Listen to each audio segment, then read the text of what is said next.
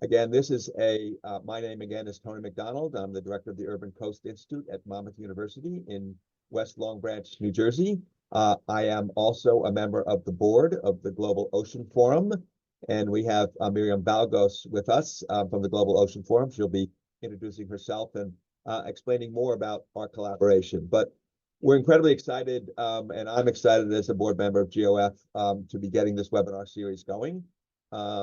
We recently at Monmouth and the Urban Coast Institute have entered into a partnership with the Global Ocean Forum as we go through our strategic planning, as we continue to build on the work of the Global Ocean Forum, which has really been galvanizing climate ocean action for many years. So I've had the pleasure of joining them at the last 3 COPs and continuing to work with the international community, which is incredibly excited about and growing around the importance of the oceans to climate. So again, we'll be talking a little bit more at the end of this about the upcoming webinars as well that will be part of the series. But at this point, I will turn it over to Miriam to give a little more context for this webinar and the work of the Global Ocean Forum. So Miriam?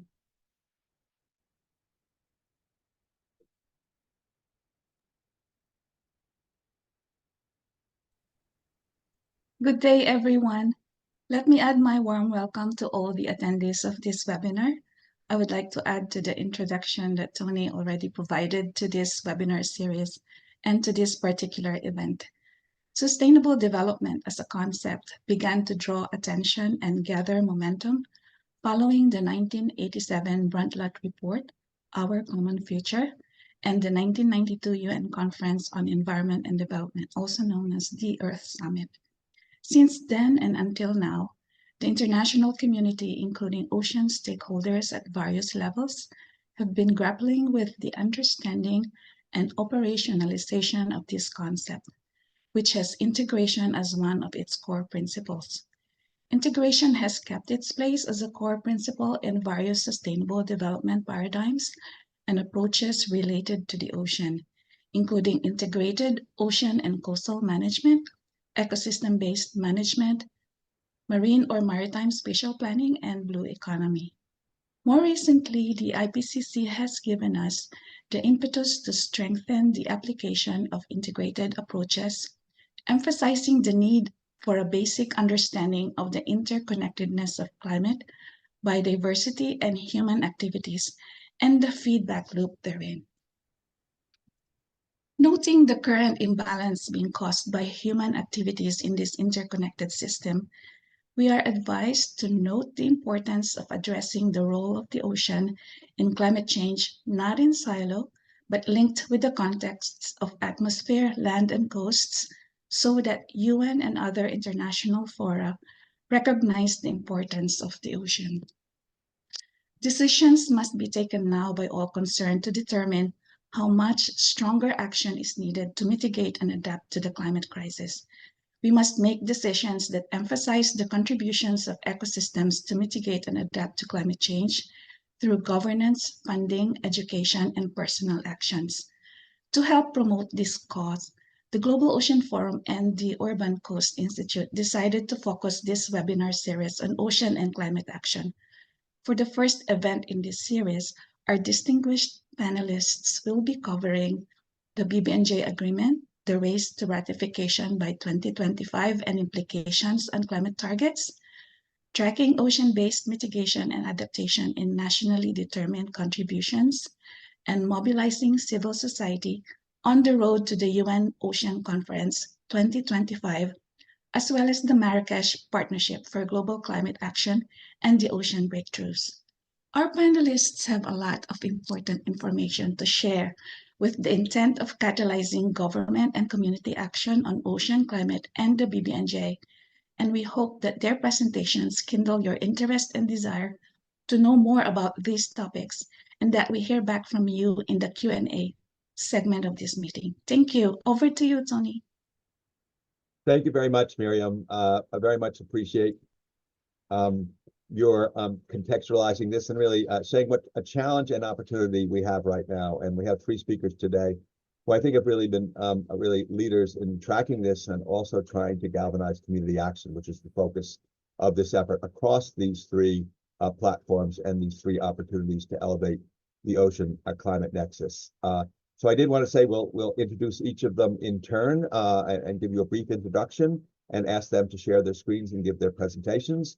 I would like to note and encourage you, as Miriam indicated, to please, we encourage your questions. So please in the chat, if you would, put any questions you have, and we'll try to get to as many as we can during the session, following up on the presentations so that we can engage this discussion and have a lively discussion today and take your ideas forward. So we really do also want your ideas for how we can continue to build on the efforts of these partners and others at the Global Ocean Forum. So thank you very much. We are recording this and it will be available afterwards. So thank you, everybody, for joining us today.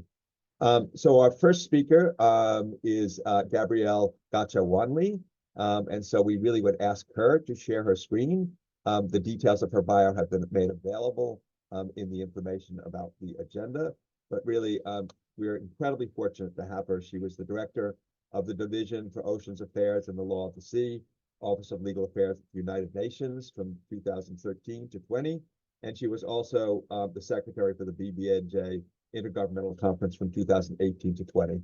So there's really nobody better, I think, that we could have here today than Gabrielle to sort of start us off today with her presentation. So Gabby, over to you. Thank you very much to Miriam and Tony for this invitation to make this presentation. And good morning, good afternoon, and good evening to all participants. The agreement under the United Nations Convention on the Law of the Sea on the conservation and sustainable use of marine biological diversity of areas beyond national jurisdiction, the BBNJ agreement, which was adopted last year on 19 June and opened for signature on 20th of September, represents a major achievement. Currently, 4 of the 89 states that have signed the agreement have already ratified it. The agreement is open for signature until 20th of September 2025. It requires the deposit of 60 instruments of ratification, approval, acceptance, or accession in order to trigger its entry into force 120 days later. The race to ratification is on, as many would like to see the agreement to be enforced by the UN Ocean Conference in June 2025 in Nice, France. In brief, the agreement sets out the legal regime for the conservation and sustainable use of marine genetic resources, MGRs, including the fair and equitable sharing of benefits arising from activities with respect to MGRs and digital sequence information on MGRs. It also sets out the process for the establishment of a comprehensive system of area-based management tools with ecologically representative and well-connected marine protected areas, and operationalizes the provisions of the United Nations Convention on the Law of the Sea on environmental impact assessments, and provides for the possibility to conduct strategic environmental assessments. Furthermore, the agreement recognizes that support to developing states parties through capacity building and the development and transfer of marine technology are essential for the attainment of its objectives and sets out obligations and modalities towards that end. The agreement also sets out obligations and procedures relating to implementation and compliance and the settlement of disputes, provides for the establishment of institutional arrangements, including a conference of the parties, COP, and several subsidiary bodies, including a scientific and technical body, and an implementation and compliance committee, a secretariat, and a clearinghouse mechanism, as well as a financial mechanism. The agreement underscores the need for cooperation and coordination with and among relevant legal instruments and frameworks and relevant global, regional, sub-regional, and sectoral bodies, and mandates the establishment of mechanisms or processes by the COP towards that end. It is critical to work towards the agreement's swift entry into force and its effective and equitable implementation so that it can, as stated in its preamble, address in a coherent and cooperative manner biodiversity loss and degradation of ecosystems of the ocean, due to climate change impacts on marine ecosystems, such as warming and deoxygenation, as well as ocean acidification, pollution, and unsustainable use.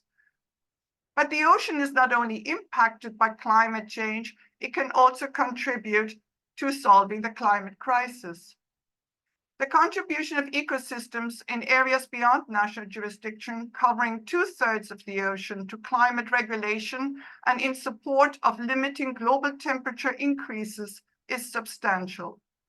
The effective implementation of the agreement can enhance the capacity of the ocean as a carbon sink, while also ensuring that the ocean is resilient and can adapt to the impacts of climate change.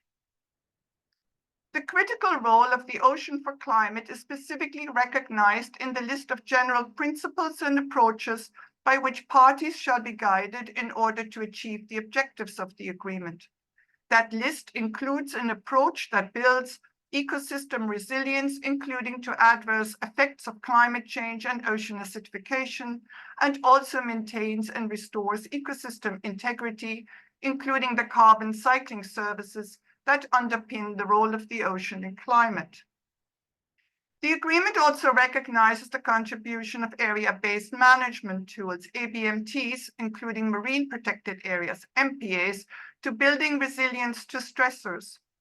It includes among the objectives of ABMTs, including MPAs, the objective to protect, preserve, restore, and maintain biological diversity and ecosystems, with a view to enhancing their productivity and health, and strengthen resilience to stressors, including those related to climate change, ocean acidification, and marine pollution. Furthermore, the agreement lists vulnerability, including to climate change and ocean acidification, cumulative and transboundary impacts, and slow recovery and resilience among the indicative criteria for the identification of areas that may be proposed for the establishment of ABMTs, including MPAs. The agreement's provisions on environmental impact assessments, EIAs, provide a further important tool in support of action to mitigate emissions, to adapt to impacts, and to build ecosystem resilience. Among the objectives of EIAs are ensuring that activities are assessed and conducted to prevent, mitigate, and manage significant adverse impacts for the purpose of protecting and preserving the marine environment, and supporting the consideration of cumulative impacts and impacts in areas within national jurisdiction. The consequences of climate change, ocean acidification, and related impacts are specifically included in the definition of cumulative impacts in the agreement, and climate change-related impacts in areas beyond national jurisdiction must be considered during the EIA process. But the agreement not only addresses the EIA process in areas beyond national jurisdiction, it also requires a party with jurisdiction or control over a planned activity that is to be conducted in marine areas within national jurisdiction, which determines that the activity may cause substantial pollution of or significant and harmful changes to the marine environment in areas beyond national jurisdiction, to either conduct an EIA in accordance with the agreement, or to make relevant information on the EIA it conducted under its national process available to the clearinghouse mechanism under the agreement. Examples of activities to which this EIA requirement might apply include oil and gas exploration and exploitation activities in areas within national jurisdiction, in particular those taking place on the continental shelf beyond 200 nautical miles from the baselines from which the breadth of the territorial sea is measured. Other examples include geoengineering activities, which may also have transboundary impacts. However, the BBNJ agreement does not aim to regulate activities which are already regulated by other intergovernmental organizations. For example, greenhouse gas emissions from ships, which are regulated by the International Maritime Organization. With respect to those activities, the agreement provides that no screening or EIA needs to be conducted under the agreement if the EIA that was undertaken is equivalent to the one required under the agreement and it has been complied with. Or if the threshold for EIAs under a relevant legal instrument, framework, or relevant global, regional, or sub-regional, or sectoral body is lower than that provided for in the agreement.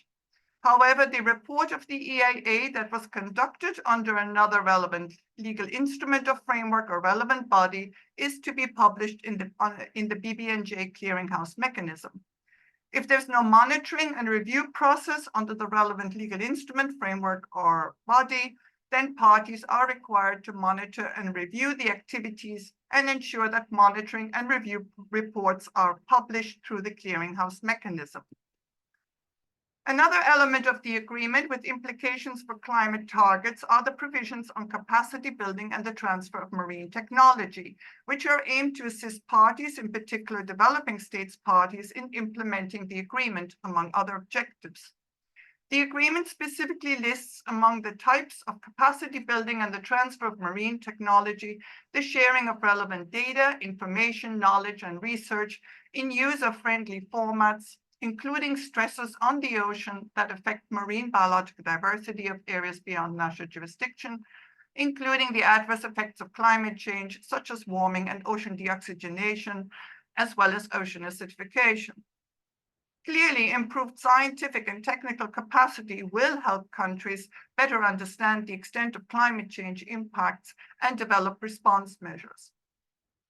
To conclude, effective and full implementation of the agreement is critical, not only for the conservation and sustainable use of marine biological diversity of areas beyond national jurisdiction, but also to limit global temperature increases and to strengthen cooperation and coordination between and among the ocean climate and biodiversity regimes and governance frameworks. I've come to the end of my presentation. If you would like to have more information on the agreement, you may wish to visit the website of the UN Division for Ocean Affairs and the Law of the Sea. Thank you very much for your attention. And of course, I would be pleased to answer any questions you may have. Thank you very much, Gabrielle. That was really incredible. Certainly your legal background and expression is really clear in your precise description of some of the frames and the ambitions for this agenda. So you can see it's pretty complex. But really an incredibly exciting opportunity. So again, I encourage you to please put any questions you have in the chat. We will be saving the questions until after all of the presenters have had an opportunity to present their presentation, so we will come to them. So again, please put any questions you might have into the chat. So thank you again, Gabrielle. So our next speaker is Whitney Berry. So Whitney, if you'd share your screen, and welcome you to the floor. Whitney is a senior manager for climate policy at the Ocean Conservancy. Her portfolio includes ocean-based mitigation and adaptation solutions to combat climate change. And she's also been a very active person in the state of California, leading some of their efforts at the Ocean Protection Council. So she brings a perspective from California all the way up to the international framework we're talking about today. So Whitney, over to you. Thank you for the introduction, Tony. I'm briefly going to discuss the importance of ocean-based mitigation and adaptation solutions to combat climate change and the need for further incorporation of ocean-based climate actions into nationally determined contributions and other national climate plans. But first, I always like to start with some level setting and a little reminder of why it's so imperative for the ocean to be included as a central element in the fight against climate change. I'm sure that everyone here has heard the narrative that the ocean is a victim of climate change. We know that the ocean stores 50 times more carbon dioxide than the atmosphere. It's absorbed 90% of the additional heat generated from the anthropogenic greenhouse gas emissions. And as a consequence, the ocean is warming, it's deoxygenating, it's acidifying, and global sea levels are rising. For years, the ocean has unfairly borne the brunt of anthropogenic pollution and the resulting climate change impacts. But we're now at a time when the power of the ocean, both literally and figuratively, can help solve the climate crisis. The ocean offers crucial mitigation and adaptation solutions, and the importance of a healthy ocean for combating global climate change cannot be overstated. The recently released special report that was commissioned by the High-Level Panel for a Sustainable Ocean Economy, titled "The Ocean as a Solution to Climate Change: Updated Opportunities for Action," showcases the great potential of ocean-based climate actions in delivering critical emissions reductions. And according to that report, full implementation of the identified ocean-based climate solutions can contribute up to 35% of the emissions reductions that we need by 2050 to keep the 1.5 degrees Celsius goal of the Paris Agreement within reach. As you can see from this graphic that was pulled from the report, the most effective ocean-based mitigation solutions for reducing emissions and protecting our ocean from catastrophic climate change are decommissioning offshore oil and gas, deploying responsible ocean-based renewable energy, and decarbonizing ocean-based transport.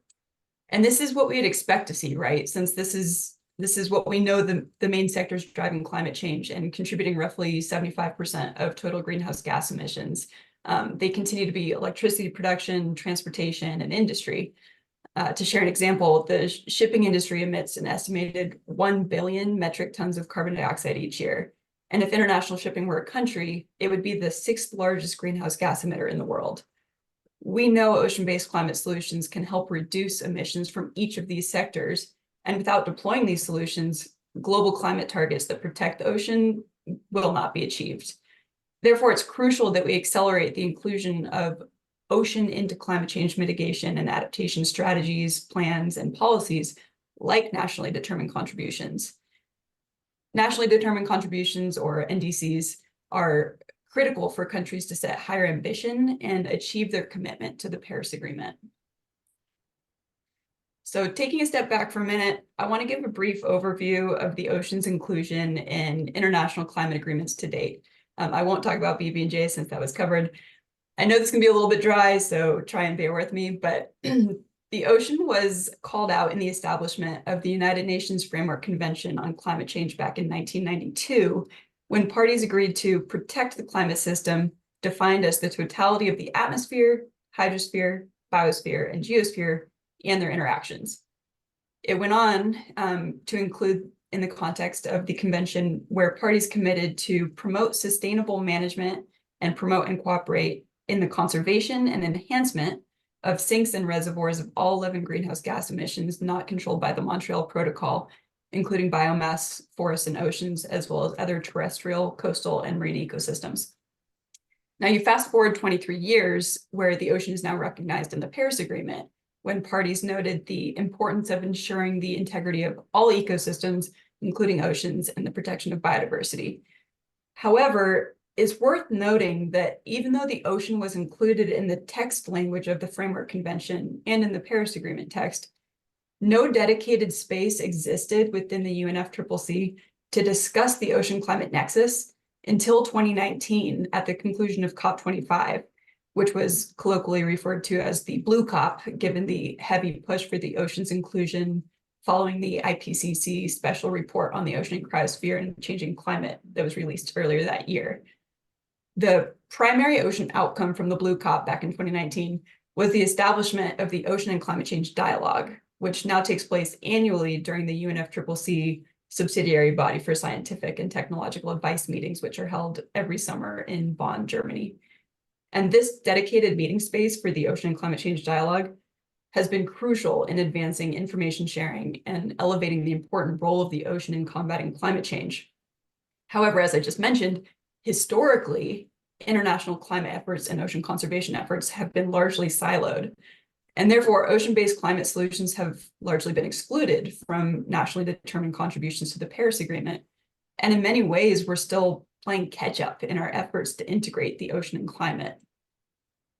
So just as a brief reminder, nationally determined contributions, they form the basis for countries to achieve the objectives of the Paris Agreement. They contain information on targets, policies, and measures for reducing national emissions and on adapting to climate change impacts. NDCs also contain information on either the needs for or the provision of finance, technologies, and capacity building for these actions. And countries communicate new or updated NDCs every 5 years, with the NDC submission process officially starting back in 2020. And since then, Ocean Conservancy, the World Resources Institute, OCP, and other partners have tracked the inclusion of ocean-based climate solutions in those submitted NDCs. And ahead of last year's COP in Dubai, Ocean Conservancy released an updated analysis to accompany our Ocean NDC tracker, which consists of the ocean-based climate solutions that were included in those submitted NDCs. We reviewed and analyzed 98 nationally determined contribution submissions, including 97 coastal countries and the European Union, in order to assess to what extent current NDCs address those different ocean-related climate solutions. And we chose 10 broader groups of ocean-based climate solutions to help categorize their inclusion in our tracking and analysis. And you can see them listed on the left-hand side of the slide here. And our analysis shows that significant progress has been made since the initial round of NDC submissions, with now 83 countries including at least one ocean-based climate solution in their NDC. However, many of these submissions mention little to no inclusion of time-bound targets or means of implementation. And although the inclusion of ocean-based climate solutions in nationally determined contributions is a huge step in the right direction, without secured financing, detailed planning, timelines, and metrics, these goals will not deliver the outcomes needed in time to meet the targets of the Paris Agreement. There is, however, some accountability built into the NDC process. Part of the mandate of the Paris Agreement is that governments must take stock of their implementation to assess the collective progress towards achieving the purpose of the agreement. And this reporting process is known as the Global Stocktake, or the GST.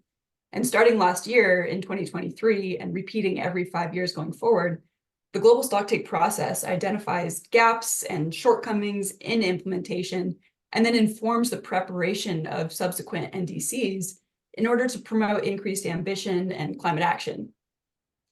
We know from the first technical report of the Global Stocktake, which was the most extensive review of climate action to date, and it was released just last year at COP28, that countries are currently not on track to achieve our global emissions reductions targets, and that we must increase our level of ambition going forward. More specifically, the technical report of the Global Stocktake sets out actionable solutions to climate change that are ready to be implemented now.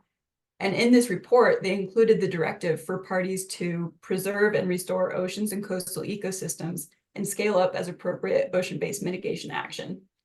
So even though we're falling short of our needed climate actions, the promise of the Paris Agreement is that it was created with not only an initial set of commitments, but also with this built-in ratcheting cycle in which countries submit updated national climate goals through their NDCs every 5 years, with subsequent submissions expected to be increasingly ambitious.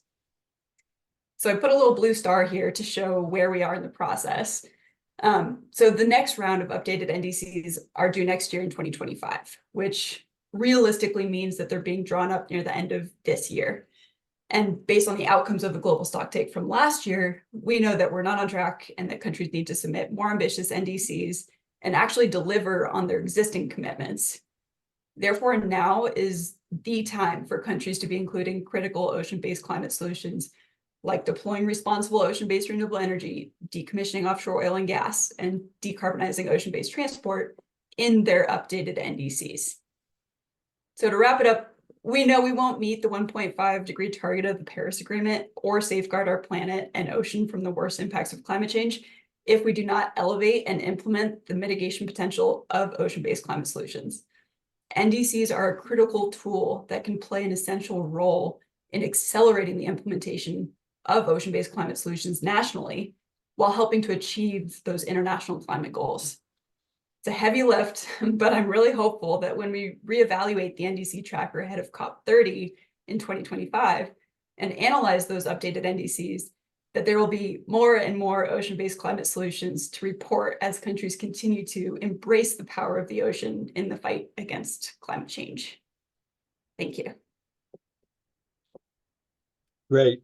Thank you very much, Whitney. Really, I appreciate it very much. And I think two takeaways I have for that is really recognizing we're really at a point in the ocean climate nexus where ambition needs to be increased and accountability needs to be increased. And there are mechanisms to do that. So as we try to galvanize more action about that, I think joining with groups like the Ocean Conservancy and others to really think about that dual integration of ambition and accountability into that. And also, in addition to ocean and solutions to climate change, we just heard from Gabrielle that we also have this making sure that we mitigate any impacts from those solutions, that we make sure we protect the ocean, and we have the added, and I think something the ocean community has always been really insistent on is making sure that we actually can address our ambitions of protection and conservation in the ocean.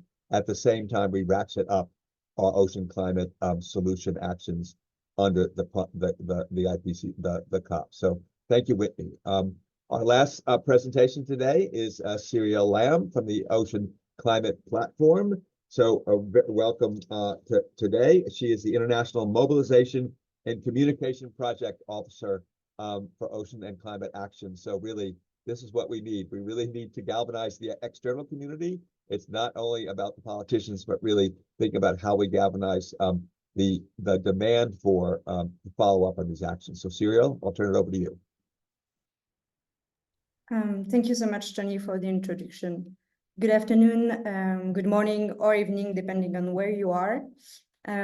First, I would like to thank the Urban Coastal Institute and the Global Ocean Forum for having me here today, and to all of you for joining us. So indeed, I'm a project officer for international mobilization and communication at the Ocean and Climate Platform, and that will be my first point I would like to present to my organization. So the Ocean and Climate Platform was created in 2014 on the eve of COP21 to raise awareness on the role of the ocean in the climate system and to advocate for its inclusion in the Paris Agreement. And just as Whitney presented, we succeeded in that, so it's great. And this year we will be celebrating our 10th year anniversary. And we have 3 areas of work. So the first one is the mobilization of civil society. And we have a network on which we rely on to do that. It's composed of more than 100 organizations, including universities, scientific institutes, NGOs, even city and French regions, aquariums, and that includes the Global Ocean Forum, actually. The second area of action is knowledge dissemination. So we foster better knowledge and understanding of ocean science, including by publishing scientific sheets based on the IPCC reports. That includes the SROC, the Special Report on Ocean and Climate Change that Whitney mentioned as well. And the last area of work is advocacy. So we draw science-based recommendations for policymakers for the recognition of the ocean as a source of solutions to the climate and biodiversity crisis, and for their inclusion into national strategies. I would like also to mention that the Ocean and Climate Platform is the focal point for the Ocean and Coastal Zones Group of the Marrakesh Partnership for Global Climate Action that I will later present. And that in terms of related to UNOC, the OCP was also commendated with the VAUDA group from the mobilization and consultation of civil society in the run-up to UNOC 3 by the co-hosts, which are France and Costa Rica. And I would like to also set the scene for UNOC because, as you might know, it will be co-hosted by France and Costa Rica. There is an overall theme that has been decided, which is accelerating action and mobilizing all actors to conserve and sustainably use the ocean. It will take place next year from 9 to 13 June and preceded by several special events, which are on the slide. But this year there is also very important meetings, including Immersed in Change, hosted by Costa Rica, and a preparatory meeting at the UN headquarters in New York in July. So both countries have started the preparation for next year for a while now. And since early 2023, the Ocean and Climate Platform, in the person of Lorelei Picourt, who is our executive director, has been commendated along the VAUDA group for the mobilization and consultation of civil society. And our first action was actually to launch a global consultation called A Call to All the Voices of the Ocean. And its objective was to receive feedback on previous UN conferences, so in 2017 and 2022, and to identify expectations for 2025. This consultation ran for 3 months and was open to all ocean stakeholders. We cross-examined the 125 answers, contributions that we received, and we actually published a report and its executive summary that I will present to you now. So a number of common messages actually stood out, even on logistical aspects. So for the interest of time, I won't go into too much detail, but here you can see a glimpse of what we were able to identify as priorities for even for the venue in terms of accessibility and in terms of inclusion and representation. And that's maybe the main point that we have identified from the report. It's that we need diversity to be represented in this. So that includes association, but even citizens and scientific institutes, businesses, and of course, governments. We were also able to identify priority topics. Of course, that includes the one that are covered by the targets of SDG 14, life below water. And participants also emphasized on the need to build synergies with other global frameworks to address the links between the 17 targets of the 2030 agenda with the ocean, and overall a call for unity for holistic and coordinated approach of ocean governance. Speaking of which, we know from the consultation that civil society also expects UNOC to accelerate a number of ocean-related issues, and that includes matters such as the adoption of a moratorium or a ban on deep sea mining to be celebrated in Nice, the ratification of the High Seas Treaty for all the reasons that Gabrielle mentioned before in her presentation, an ambitious and legally binding plastic treaty to be implemented. And actually this week, the Intergovernmental Negotiating Committee is taking place in Ottawa, so we are hoping for good outcomes, and also for states to include the ocean in their national strategies for biodiversity and climate. And a bit outside the UN fora, UNOC participants also called for the protection of the Thousand Ocean. And in those three, I think that, well, the ratification of the High Seas Treaty, we went over that. And of course, the inclusion of the ocean in their states' national strategy is very important, because 2025 will not only be the year of the 3rd UN Ocean Conference, but it's also the 10th year anniversary of the Paris Agreement, when parties are expected to present new, bold, ambitious national strategy. And that's why it's UNOC 3 is really could be a true springboard for this matter. And we really must use the flexibility that UNOC framework offers to raise these issues at the top of the agenda in the next month. And I will conclude with this slide. And I would like you to leave this webinar with 3 key takeaways. The first one is that we need immediate measures and concrete actions. So we draw from the contributions that we were kind of lacking in ambition or renewal of our action. So we concluded that we need to shake things up to be disruptive. And we actually launched another campaign after that, which is called the Let's Be Nice to the Ocean initiative. and I'll be happy to also put the link in the chat afterwards. The second key message is that we need to track commitments and ensure accountability from both states and non-state actors. That's what you mentioned, Tony. We need to be able to assess our progress, to know what is left to do and what are the priorities. So we need to start tracking and taking stock. And the progress doesn't only come from governments. It also comes from civil society organizations. So we have a crucial role to play and to raise ambition.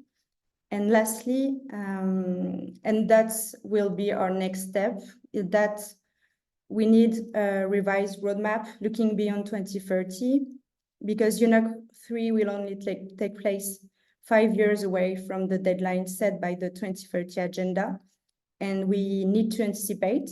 So it's not about forgetting the global targets that we agreed on with the 2030 agenda, but it's about looking about way in the future to imagine what we will do next and be able to be sure to be successful. So it's a unique opportunity for us to get together, take stock, and make sure that we step into 2030 with renewed ambition and become architects of their future.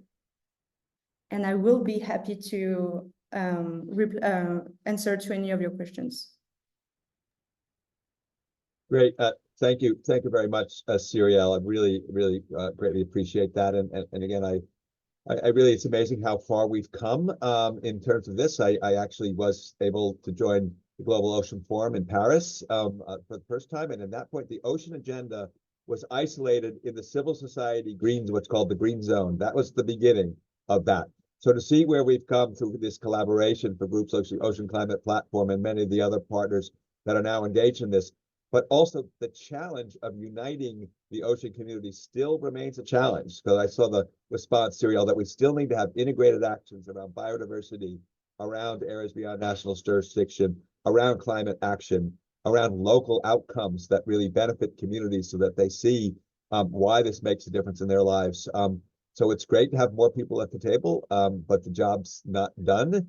And I think what we're going to be talking about for the balance is maybe some ideas we have about how we move forward, building on some of the things that our speakers have outlined today. So we're going to kind of move into the question discussion area of this section. So again, I see some questions coming in on the chat, so I encourage people to continue to do that. But I think maybe I will get this started by asking a couple of questions, and Miriam will join me and maybe raising some follow-up questions for some of our presenters today. So, Gabrielle, I have a couple of questions for you. If you would just expand a little bit on your remarks.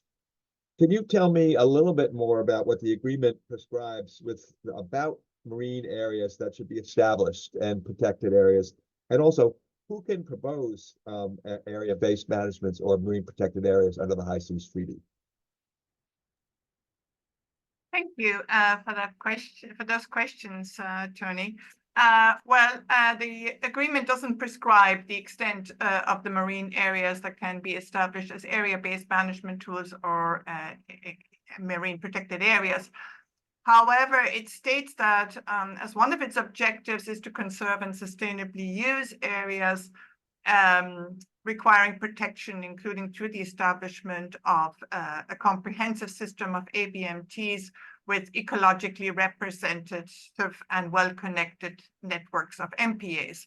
And furthermore, in the Kunming-Montreal Biodiversity Framework, governments committed to a target to effectively conserve and manage 30% of land and sea by 2030. So the agreement can facilitate the achievement of that target, clearly. Now, who can propose an ABMT, including an MPA? Well, parties to the agreement can submit proposals, either individually or collectively, but they're also obligated to collaborate and consult as appropriate with relevant stakeholders. And these stakeholders include states and global, regional, sub-regional, and sectoral bodies, as well as civil society, the scientific community, the private sector, indigenous peoples, and local communities, in the development of the proposal. So there is also a consultation mechanism built in, which involves a broad range of stakeholders. Hope that answers your question. No, I think it does. And again, I think there's a real opportunity there. So it's important for us to understand that and also how we might move forward to consider that, particularly within the goals of the 30% by 2030. So how do we achieve that, even as we're looking for ratification and enforcement of the treaty itself at the same time? So I'll ask one more follow-up question, and we'll move on a little bit. But again, we'll come back to that and also encourage the panelists if they want to further expand on some of these questions. So my second question is, what is the relevance of the EIA provisions to the BBNJ agreement for geoengineering activities that might be planned to take place? Increasingly, we're hearing more and more about geoengineering. I mean, it was out there, but the activity and interest and concern about geoengineering is pretty high right now in the international fora. So could you expand a little bit more on that? Yes, and this is actually probably not going to be a short answer because it's a bit of a complicated issue. Well, the EIA requirements, the environmental impact assessment requirements under the agreement could have implications for geoengineering activities in areas beyond national jurisdiction, such as carbon dioxide removal from the atmosphere. So once enforced, the BBNJ agreement could also fill any gaps in the legal regime. Its provisions on EIAs could be applied to research activities and also to unregulated carbon dioxide removal activities.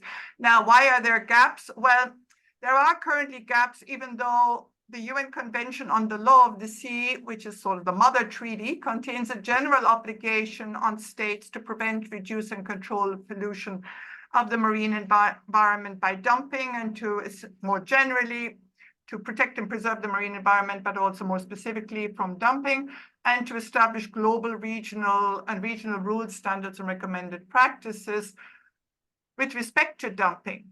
Now, global and regional rules have not been developed for all marine geoengineering activities. The marine geoengineering activities, and more specifically ocean fertilization, are currently addressed in the protocol to the London Convention on the Prevention of Marine Pollution by dumping of waste and other matters, but the provisions are not yet in force.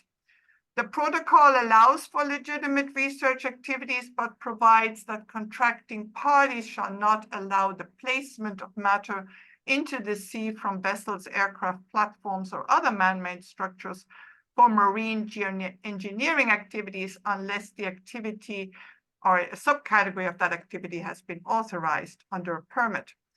Now, even in the framework of the London Convention and its protocol, the contracting parties have expressed concern, at least a number of them have, regarding marine geoengineering activities and the general lack of understanding of these activities and the potential global impacts, and stress the importance of the precautionary principle.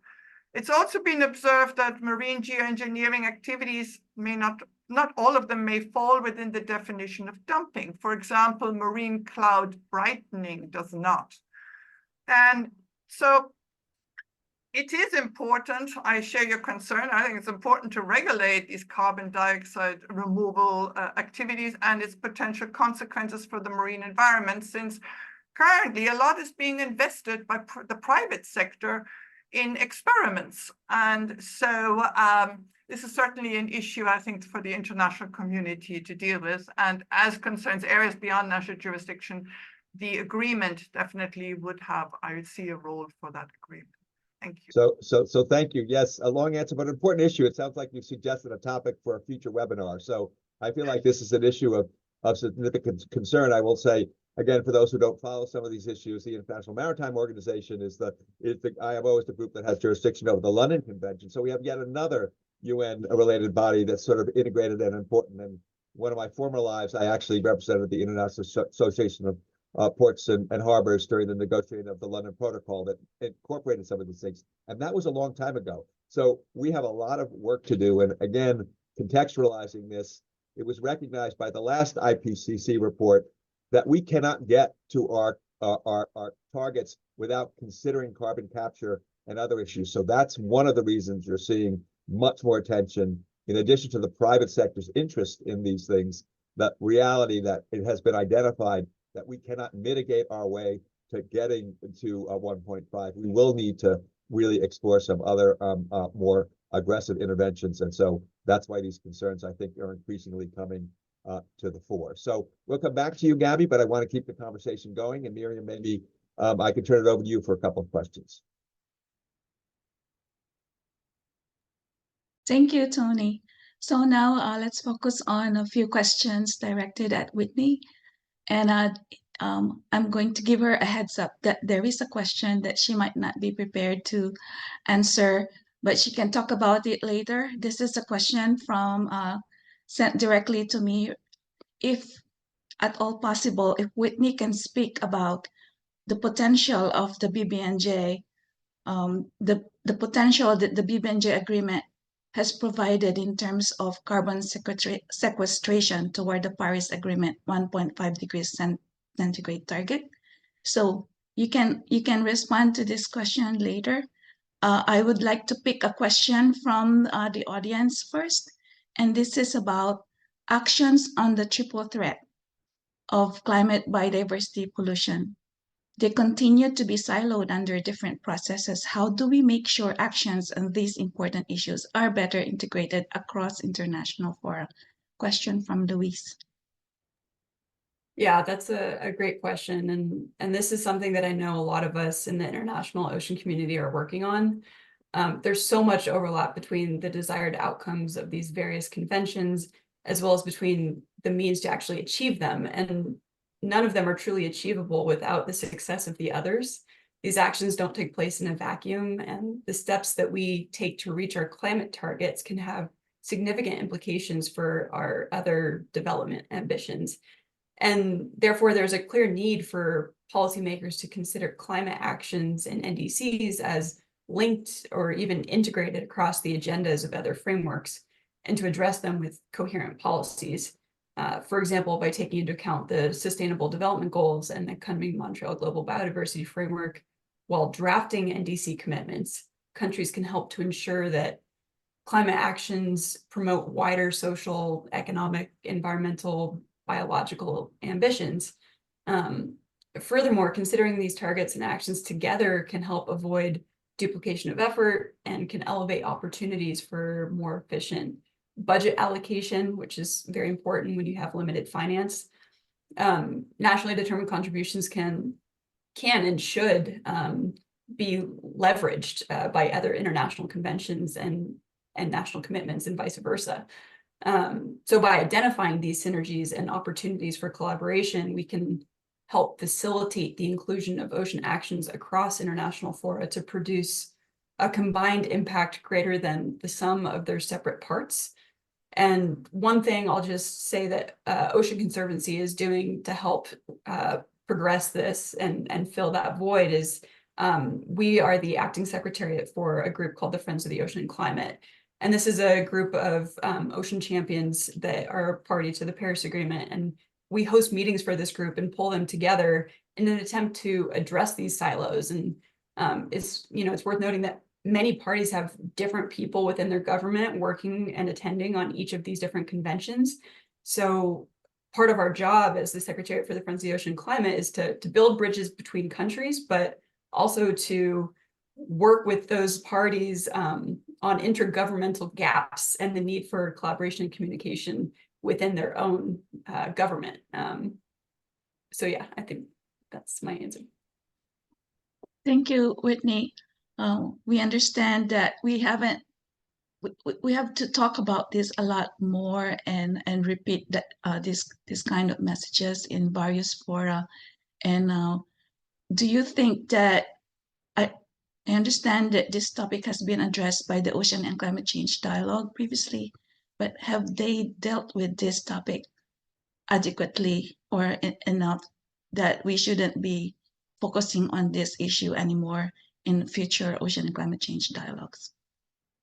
No, I think this is something that we're still actively calling for, we're still working on, and it's going to take some effort. I think that the Ocean and Climate Change Dialogue is a great forum to progress this issue. You have these parties talking about the ocean every summer and building those connections. And And in that vein, Ocean Conservancy hosts receptions for this group, the Friends of the Ocean Climate, to pull them together at the Ocean Climate Change Dialogue to help facilitate these conversations ahead of COP so that we can build those bridges and work on this. But no, in short, I don't think that this is something that has been solved. And I do think that it needs to be a focus of future ocean climate change dialogues. And personally, I think this is something that won't be overcome. It will be something that you need to continue to push. There's so many conventions, so much work to do. So many people are always spread so thin that continuing to help build the integration of the ocean across all of these different conventions is going to take quite some time. Okay, one more question for you, Whitney. Can you share more details from your findings of reviewing the ocean-based climate solutions included in the NDCs submitted prior to 2023, please? Yeah, and I'd be happy to share the report with anybody who wants that link after the call as well. But as I touched on during my presentation earlier, we evaluated roughly 100 NDCs, including 97 coastal countries in the European Union. And from that analysis, we found that 15% of the countries we reviewed did not include any ocean-based climate solutions in their NDCs at all. So this equates to about 15 coastal countries excluding the ocean entirely from their climate mitigation plans to the Paris Agreement. Of the other countries that did include at least one ocean-based climate solution, the most common solution that was included was protecting and restoring blue carbon ecosystems. And while this is incredibly important for both mitigation and adaptation to climate change, we know from the high-level panel report that the top 3 ocean-based climate solutions for reducing greenhouse gas emissions, the crux of fighting climate change, are decommissioning offshore oil and gas, deploying responsible ocean-based renewable energy, and decarbonizing ocean-based transport. But I think it's worth mentioning that equally as important, or maybe even more so, as including the solution in NDCs is including time-bound targets and measurable metrics and detailed plans. Without these, the inclusion of the ocean in NDCs will do little to actually address the climate crisis. So without the time-bound targets, we're lacking a key mechanism for successful implementation and that crucial accountability. So yes, more ambition is needed, but more importantly is that we need to deliver on our existing commitments now. One of my favorite quotes that I always rely on this is, "A goal without a plan is only a dream." We really need those plans in place to deliver on our climate commitments. Thank you, Whitney. And I think a follow-up question about that is for Cyril to answer. But I would turn it over to Tony. But the question is, what might be the role that civil society can do in assisting with those issues that Whitney just identified in terms of fulfilling those targets that the various NDCs have included have included. So over to you, Tony, please. Yeah, so Cyril, I think you've got your first questions from Miriam. So if you would respond to that, that would be great. And I have a couple of other questions before we also go open it up to the other questions and to the others in the chat. So please. Yes, thank you. And that's actually a great way to link our 2 presentation. So civil society has been driving ocean climate action for a good decade now, but maybe if I do a bit of historical background, the turning point was 2016, and when the role of society, in driving this kind of action was formally recognized with the launch of the Marrakesh Partnership for Global Climate Action, which is the civil society leg of the Paris Agreement. And what I will call from now on the MPGCA covers 7 thematics. So that includes land use, human settlements, transport, water, and includes ocean and coastal zones. Those, what they call thematics, is actually systems that are both vulnerable to climate change and its impact, but also sources of solutions to tackle the climate crisis. So the MPGCA is powered by the UN High-Level Climate Champions, and it forms a great space and platform for the civil society to unite its action speak as one voice, and in the end be impactful. And to connect the synergies, what we have launched more recently with the Ocean and Coastal Zones Group is the Ocean Breakthroughs. So we launched it last year in October, and it got great traction at COP28 in Dubai. And it's a set of, basically a set of science-based targets in 5 ocean key sectors, which are marine conservation, shipping, ocean renewable energy, and actually Ocean Conservancy is co-leading on this sector, aquatic food, and coastal tourism. So as mentioned by Whitney, the Ocean Panel has identified these 5 sectors among the ocean solutions that can help us deliver on climate targets. And that's how I think we have a pathway to connect both the climate and biodiversity agenda, because those targets are designed to deliver on people, nature, and climate. They have the components, each one has a component to be biodiversity positive, and to think about the resilience of local communities, especially for example, for aquatic food. We are speaking of small-scale fisheries. There is food and energy security at stake.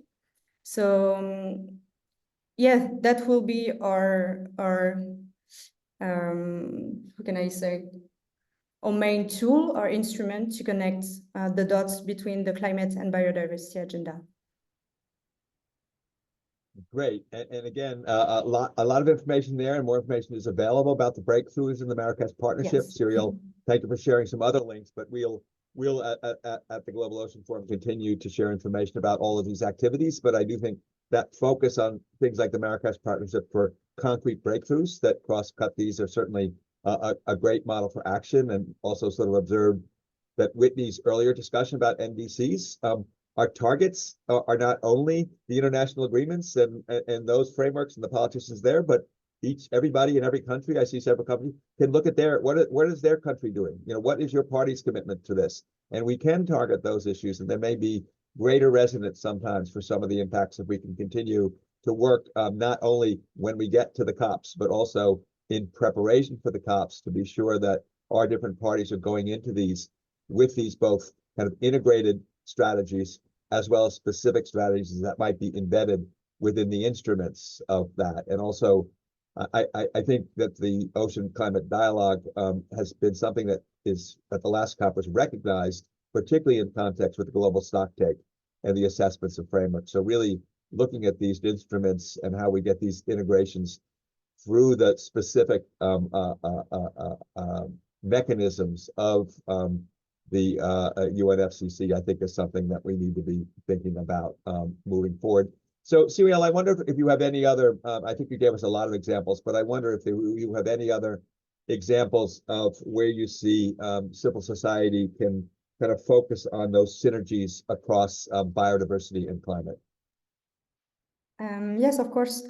So yeah, I mentioned the Ocean Breakthroughs is our main campaign to do that, and that's why it really has the potential to connect the dots, and that's why we will bring the campaign to the COP16 of the Convention on Biological Diversity, because on one hand, we have under the UNFCCC the Marrakesh Partnership that I mentioned, and I will take this opportunity to acknowledge the critical role played by the Global Ocean Forum in driving the ocean group of the Marrakesh Partnership in its early years, and for even mobilizing high-level political attention on the ocean climate nexus in the context of the climate negotiation, and all the work that you do with the ROCA assessments.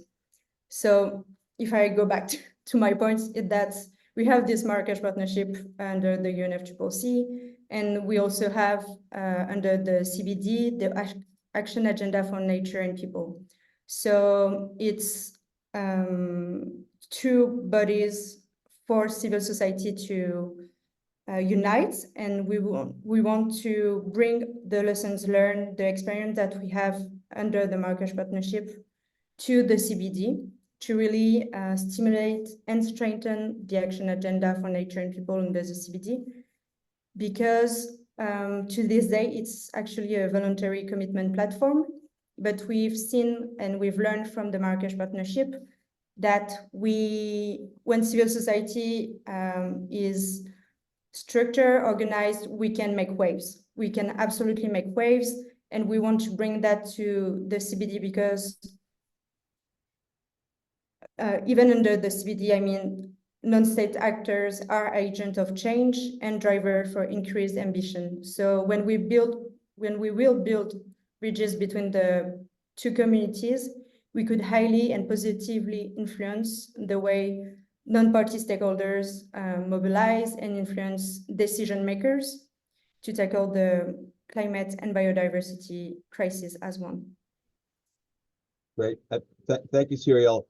I think I'm gonna go to a couple of questions that are in the chat, so we get to some of those as well. And Gabby, I don't know if you saw, there's a rather extensive and thorough question from our colleague Fouad Beita. So I had the great pleasure of meeting Fouad in Barcelona last week during the UN Decade Conference. And again, I'll not repeat every word, so I hope you can see it. But he generally is asking a little bit about the perspective you have on sort of the recent analysis that the average time for entry into force of these agreements and ocean-specific instruments and others suggest that 2025 for entry of BBNJ is maybe a high ambition. So UNCLOS itself required a long time. So any perspectives you have on the downsides of such high ambition, or any outlook for a credible path to funding BBNJ implementation that surely would help unlock a major concern of developing countries considering ratification?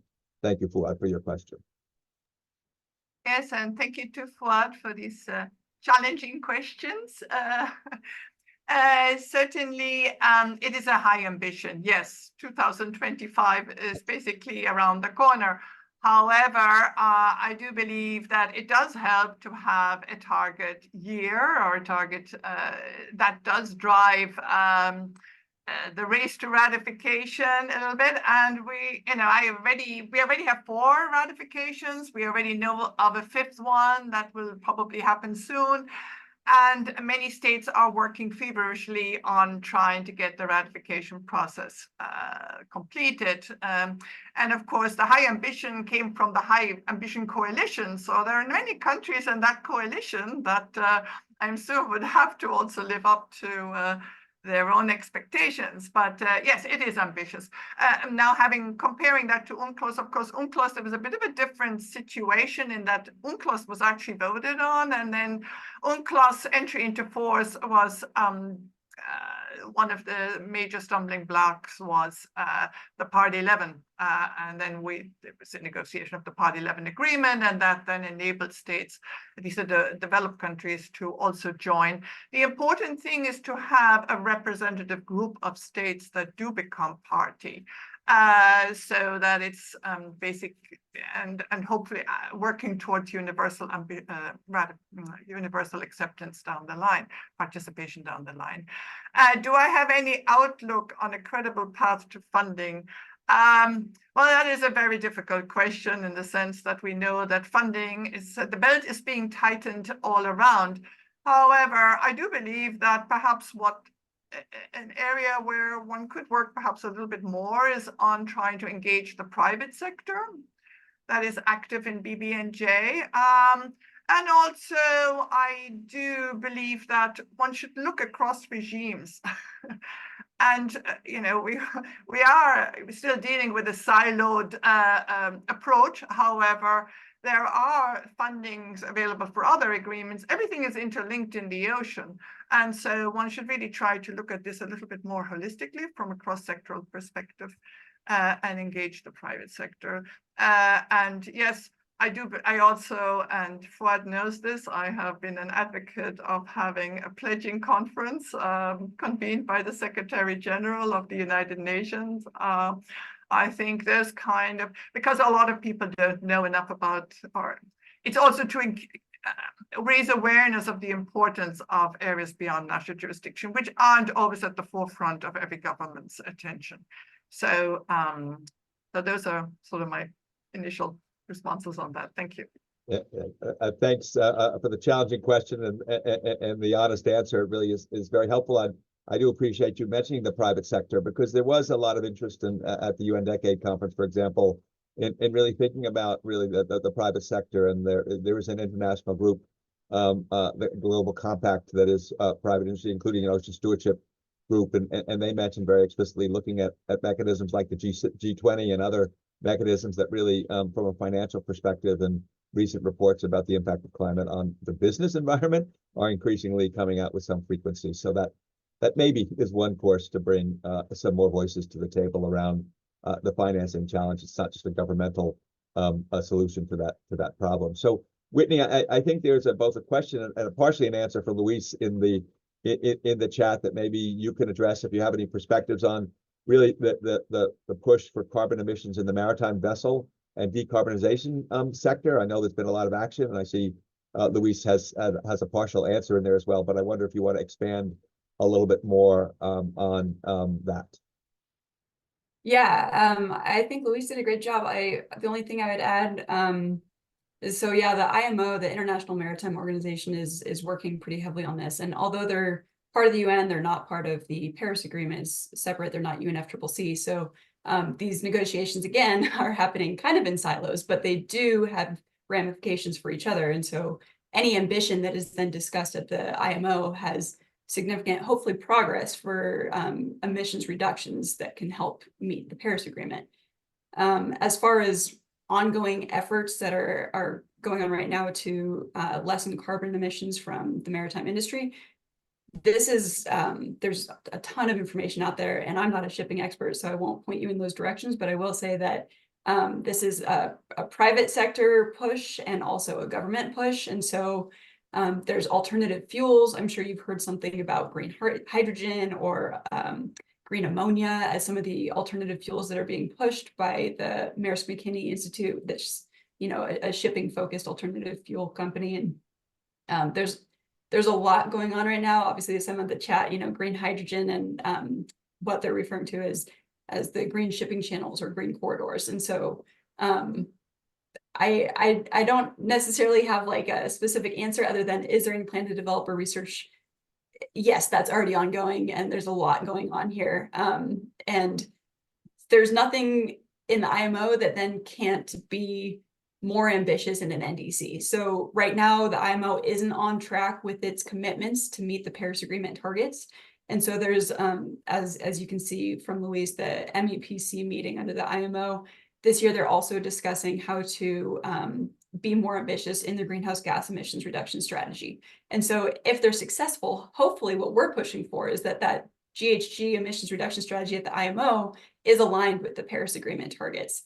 That means that they need to ramp up some of their national ambitions under the IMO. Yeah. Thanks, Whitney. You see an active chat. Cyril, you wanted to add something to that as well? Yeah, thank you. I just wanted to complement what Whitney said. I think there is indeed a push from non-state actors, and I would encourage everyone to look into the shipping breakthrough, singular, sorry, which is a target that the sector has set for himself, including for the reduction of fossil fuels, for the decarbonization of the sector, and also for upskilling and accompanying the seafarers and the workforces in the sector towards the transition of the sector. Great. And a lot of coalitions have been created in the last year, so a lot of information is available on the Climate Champions websites. Great. Thank you. And we do need to be respectful of the time. I think there's one more question in the chat I'll raise if anybody has any quick comments, and then we'll conclude, respect everybody's time here. But there is a question from Azra Meadows about really the focus on coastal adaptation and sea level rise. That really hasn't been the focus of our discussions today, but any quick responses to whether there's been any activity on those issues. Miriam, did you want to respond to that? Actually, that I raised my hand not to respond to that, Okay. Tony, just to remind you that there's another question that's pending for Whitney to answer. So I will not be answering Asra's question, unfortunately. Okay, I'm sorry, I don't see the Whitney question, so if there's something there, but I'm sorry if I missed that. So Okay, I can unless our panelists have an answer to Asra's question, I would just like to repeat the question raised for Whitney earlier. Within the framework of the NDCs, what could be the potential of that the BBNJ agreement presents regarding sequestration towards the Paris Agreement, with the understanding that if they contribute to a marine protected area in the high seas, how could this be credited to the country that's including it in their NDCs, given that it's beyond national jurisdiction? Yeah, and I think this is a quick one because I would defer to Gabby on this. This is BBNJ, areas beyond national jurisdiction, and to be frank, at this point, CDR isn't really included in NDCs because the science isn't quite there for countries to be. We're not quite sure if it's going to be an ocean safe solution, and so we're still setting some of those frameworks around it. But Gabby, I would hope that you maybe have a better answer than I do. Oh, thanks for that question, Miriam. That's a very good question. I've been actually mulling over that as Whitney was talking about NDCs. I was thinking, well, what happens in areas beyond national jurisdiction which don't belong to anybody? So how could we even refer to these as NDCs, even if there's activity there? We're talking about areas beyond national jurisdiction to which no state can claim. And when we talk about the area, we have the International Seabed Authority, of course. So I'm not sure how they could be credited. Maybe they would need to devise a separate credit system that would be the international community as a whole. Common. So yeah, that would be, it's something I'm still mulling over, maybe. Thank you. Thank you, Gabby. Thank you. Good question. Sorry, I didn't see that. Sarah, you had your hand raised for a minute. I don't know if it's on this or just to add to the question regarding adaptation. Yes, actually, it will be a quick answer as well, because and it's a great question because sea level rise is an actual problem. We are already seeing so much impacts on coastal cities.